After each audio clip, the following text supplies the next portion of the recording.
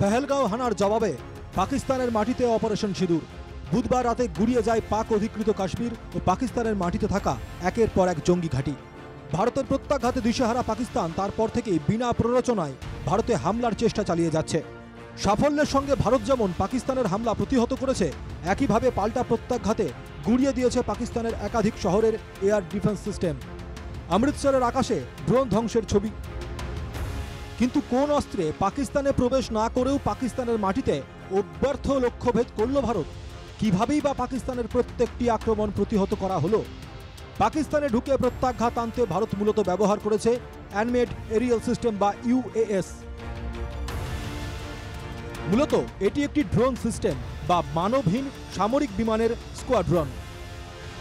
একে রিমোট কন্ট্রোলের মাধ্যমে নিয়ন্ত্রণ করা হয়।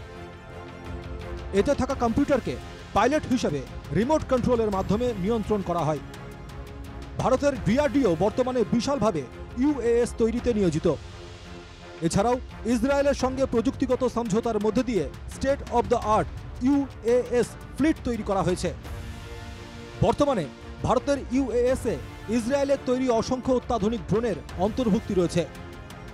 অপারেশন সিঁদুরে পাকিস্তানের বিরুদ্ধে ভারত এই ইউএএসকে কাজে লাগিয়েছে। এই ইউএএস এর মাধ্যমেই ভারত পাকিস্তানের 3 শহরে এয়ার ডিফেন্স সিস্টেমকে ধ্বংস করে দিয়েছে।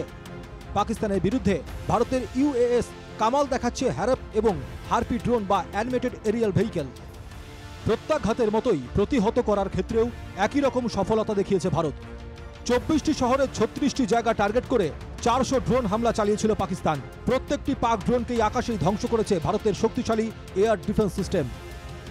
S-400 মিসাইল সিস্টেম বা সুদর্শন চক্র, বফোর্স 40mm অটোমেটিক গান L-70, ZU-23mm anti aircraft gun, Shilka air defence system, animated aerial system বা ইউএএস।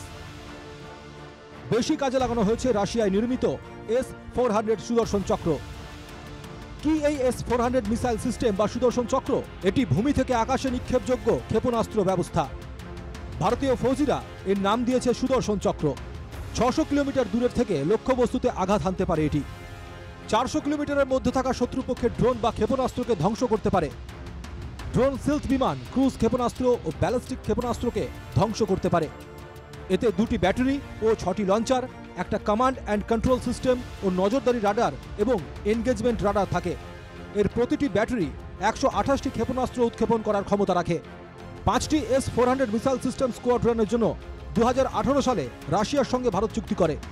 এখনো পর্যন্ত 3টি S-400 মিসাইল সিস্টেম স্কোয়াড্রন রয়েছে ভারতের।